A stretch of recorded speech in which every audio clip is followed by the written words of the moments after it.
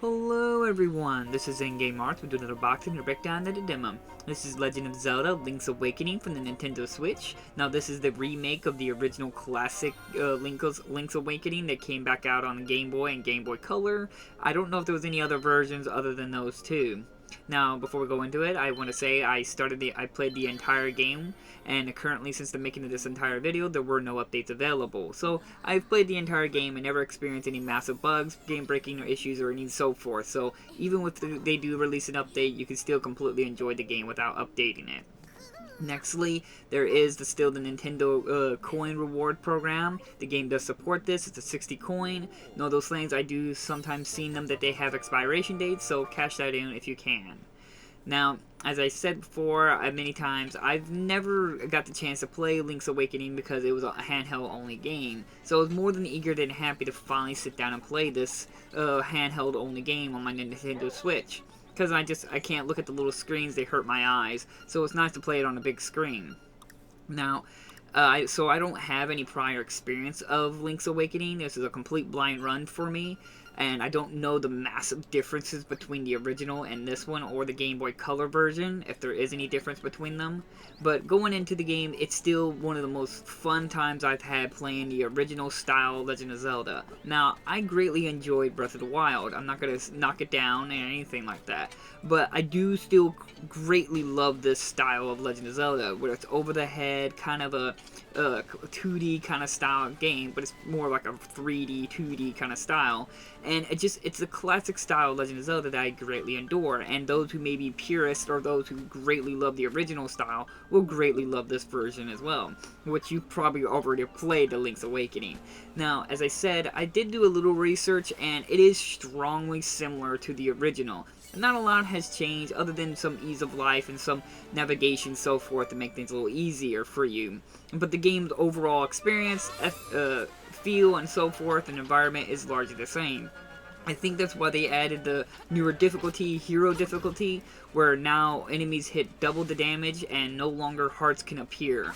The only way you can heal yourself is if you find a great fairy or you buy hearts at a store. So it's mostly there for those who've never played it and want to at least get some kind of challenge out of the game, which is great. It's always great for that. Now, the game does have some of its Amiibo support, and this is a little aggravating because you can't actually get all max hearts without having the Amiibos in the game, as well as it has some other little features and functions, like Dark Link will chase you around in the dungeon creation mode. And since we're on that note, we'll talk about the creation mode thing. And you won't see any of that in the video, as I felt that the creation mode was just not very good. That's just the honest truth.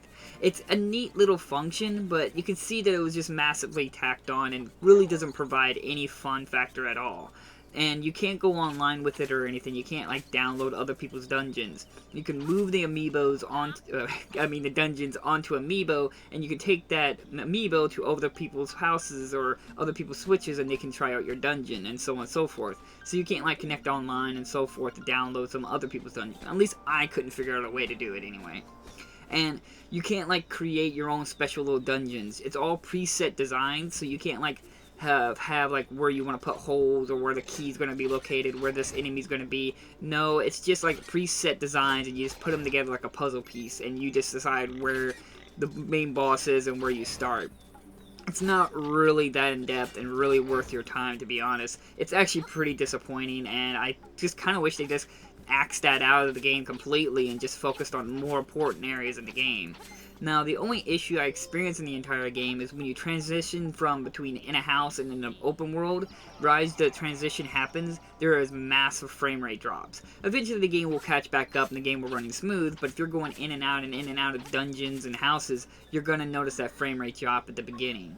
That was the only real issue I've experienced on the game. Now, the game might get that patched with an update or so forth, but like I said, it never stopped me from enjoying the game and so forth. Like I said, I don't know truly what's the big differences between the original and this one, but overall, I had a great time with this game. I was really glad to be able to finally play Link's Awakening for the very first time, and I enjoyed it dearly. It reminded me greatly of my other most favorite Legend of Zelda, Link to the Past. It's on the Super Nintendo, and I would greatly and ultimately would love to see a remake of this style for it. Though, to be honest with you, I probably would prefer it in sprite graphics than this 3D graphic style, but everyone knows I love sprite graphics. But overall, I had a great time. The game on normal difficulty isn't that hard. It's an easy pick-me-up game if you're someone who's not a massive gaming enthusiast and you're not looking for a challenge. But if you're somebody who may want to look for a challenge, with the hero mode, it does add some bit of challenge. Even for me, I died a few times just playing hero mode and I already knew the levels. So, there is that. In the end, I have to say it's well worth to have your collection, obviously. The only downside also I can point out is that it's a little expensive for what it is. It's just a straight up just remake. There's nearly nothing added to the game, and it can be beaten pretty quickly, more so if you already know it. It only took me longer because I was going through this game entirely blind. So, I could see somebody who's already know the game and be like, spending nearly a full price game for this game, even though I know everything about the game and nothing's really changed, can maybe aggravate a few people. So, just bear that in mind. If you've already experienced the game, you might just breeze through this and just feel like, what was it all worth then? But if you're blind like me, you will have a great time regardless. But it's still worth your time eventually to throw on your shelf if you can eventually find a used copy or it lowers in price. It's well worth to put in your collection. Other than that, there's not really much else I can really talk about because, as I said, I don't know the differences massively, and the dungeon creation thing isn't really worth it. It's completely tacked on. The game experience was great. I didn't have any game-breaking bugs or issues, and I enjoyed the game entirely. It was a lot of fun.